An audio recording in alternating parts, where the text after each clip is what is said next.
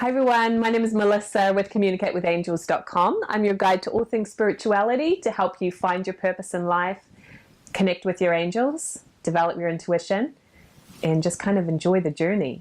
So I would love you to subscribe to this channel. If you have interest in any of those areas, you're going to learn tools to help you in a practical way in your life. So I'd love to have you be part of the community. Today I'm talking about the 3 states of consciousness. Which one fits you best? There are 3 states of consciousness that you'll recognize in people around you and in yourself.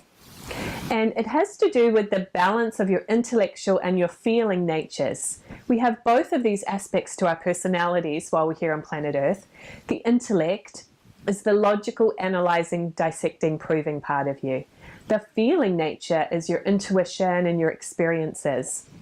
We need both of those to be in balance. So the first state of consciousness is the balanced state, where a person has a thought for every feeling and a feeling for every thought. And when you're in a balanced state of consciousness, things just flow more easily. You find yourself being in the right place at the right time. You don't overanalyze things. You just kind of have an inspiration, organize it, and then take action upon what you've organized. And it keeps flowing from there. A person who has a more balanced state is going to be generally more relaxed and more at peace with who they are and what they're here to do. The second state of consciousness you might call a semi-intellectual person. This is a person who's way more in their intellect than in their feelings. This person might overthink. They might worry a lot. They might want everything proven to them. They might be a skeptic. This person will have a tendency to be an alcoholic or a workaholic or a golfaholic because they feel so much pressure that they want something to help them escape. And it's really common to be more of a semi-intellectual in our society because we're taught to think. We're not taught to feel. And so we get way too much in our head, especially in Western society. And this is where a lot of illnesses and troubles kind of arise. The third state of consciousness you might call an unbalanced feeling person. This person has gone the other direction. They have way more feelings than intellect. So they are kind of operating from sensation. They just go with whatever they feel and they don't really organize themselves to accomplish much.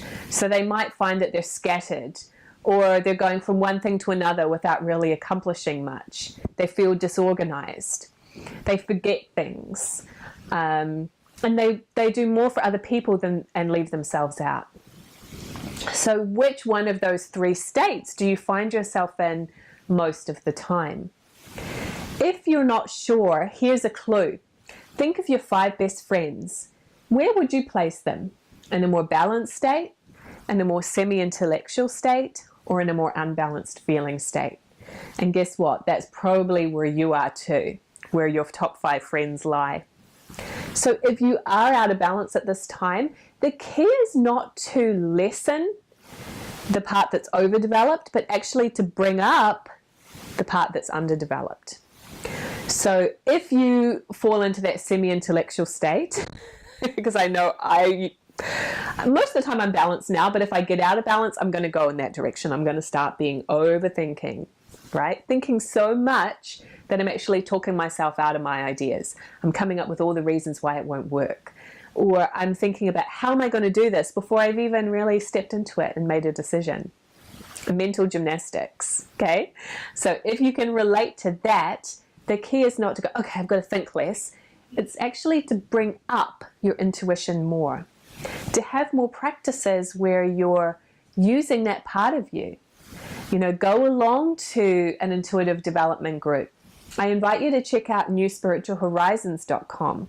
This is an international organization where you can meet people in your community to share and to outflow and to develop that feeling intuitive part of you. This is not something that you did in school, right? So you need to have your own practice of this. And the best idea is to do it at least weekly, because then you're having this regular practice of spirituality and opening yourself up to energy, things that might feel uncomfortable right now, but are really natural and normal. So this was a big part of my spiritual journey up until this point, was coming back into balance. to know that it's okay to be in touch with my feelings, to not want to escape from my feelings, and to really be honest about who I am, what I desire, and what I'm experiencing, and to have the confidence then to share my true feelings with others. That was not natural for me in my younger years, and so it's something that I've worked on to bring myself back into balance. So let me know in the comments below, which one do you relate to most? Are you more balanced? Are you more semi-intellectual? Or are you unbalanced feeling? No judgment, just be honest with where you're at, and then you can start taking more steps to change it.